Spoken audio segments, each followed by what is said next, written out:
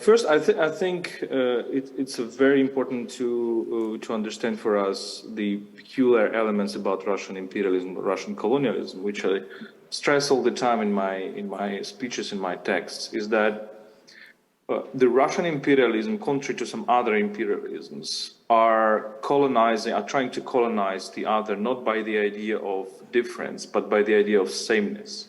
So they're not saying that you are different from us, you're racially different, you are ethnically different, and you are lower than us. They are saying this as well, but what they are saying much more is that you are the same with us.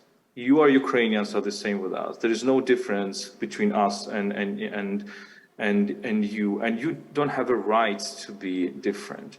And I think this is the idea of this Ruski mir that goes beyond the national boundaries, that goes beyond the differences of identities. And I think this is still not really properly understood, and not really properly described in the world.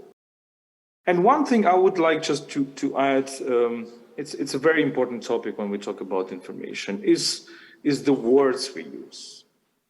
And I think this is one of the key things that we start thinking about when we're trying to be accurate towards reality. So, for example, when we use the concept of war in Ukraine or Ukrainian war, that concept is misleading for me, because we kind of omit the whole sense of this war. We omit the aggressor. We don't call, Nazi invasion of Poland the Polish War, right?